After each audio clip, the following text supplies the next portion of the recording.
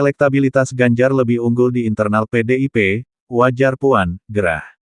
Abadikini.com, Jakarta.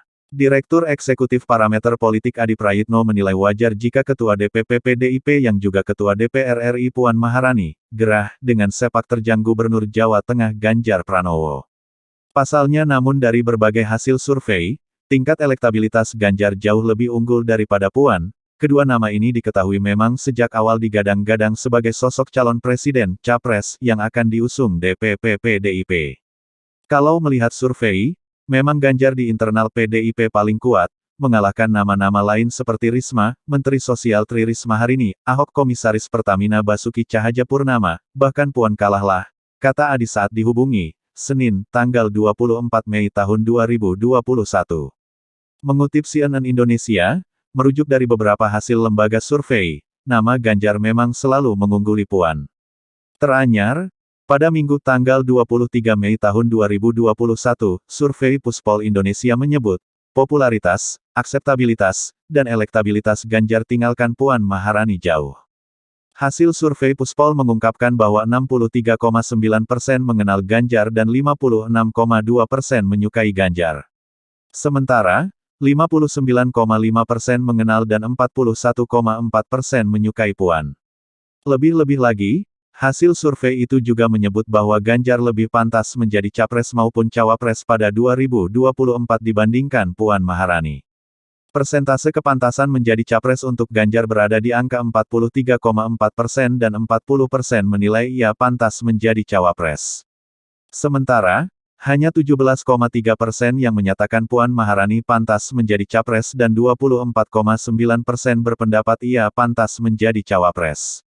Sedangkan pada lembaga survei Kedai Kopi pada tanggal 12 April lalu juga merilis hasil survei terkait elektabilitas capres. Dalam survei tersebut, nama Ganjar berada di peringkat ketiga dengan 16%, di bawah Menteri Pertahanan Prabowo Subianto, 24,5%, dan Presiden Joko Widodo, 18,5%. Sedangkan tingkat elektabilitas Puan dalam survei tersebut hanya 0,2%. Sementara itu, pada hasil survei indikator politik tanggal 4 Mei menyatakan bahwa Ganjar memiliki tingkat elektabilitas 15,7%. Angka tersebut berbanding jauh dengan tingkat elektabilitas Puan yang hanya mengantongi 2,9%.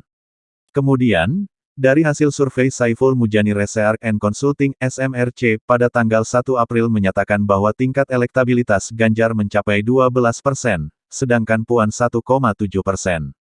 Berikutnya, dari hasil survei Carta Politika Indonesia yang dirilis pada tanggal 29 Maret tingkat elektabilitas Ganjar mencapai 16%. Sedangkan elektabilitas Puan 1,2%. Pun dengan hasil survei Lembaga Survei Indonesia, LSI, yang dirilis tanggal 22 Februari tahun 2021 menyatakan bahwa tingkat elektabilitas Ganjar sebesar 10,6%, sementara Puan 0,1%. Menurut Adi, hasil berbagai lembaga survei itu menunjukkan kinerja Ganjar lebih terlihat oleh publik dan lebih merakyat daripada Puan. Ganjar terus terang sudah 8 tahun jadi gubernur, artinya plus minusnya sudah dikenal publik, kinerja sudah mulai dinilai. Kedua, Ganjar relatively lebih supel, friendly dalam menghadapi publik, terutama menghadapi media, kata Adi. Kan humble sekali Ganjar ini, makanya segala gerak-gerik dan tingkah politik yang tidak ada kaitan kinerja jadi headline, berita, ujarnya menambahkan. Selain itu, Adi menilai bahwa Ganjar hidup dan tumbuh besar dalam satu basis dan komunitas PDIP yang besar di Jateng. Artinya, kata dia, Ganjar dapat menunjukkan kepada publik bahwa dia gampang berinteraksi dengan orang dan ada sesuatu yang bisa dia tunjukkan. Sementara Puan, sudah punya 2 kesempatan, jadi Menko dan Ketua DPR, tapi kinerja tidak terlampau kelihatan. Mungkin saja Puan sudah bekerja dengan maksimal, tapi tidak terendus dengan media, publik. Suatu hal yang tidak dimiliki Puan, tidak bisa mengakses jaringan publik, paparnya.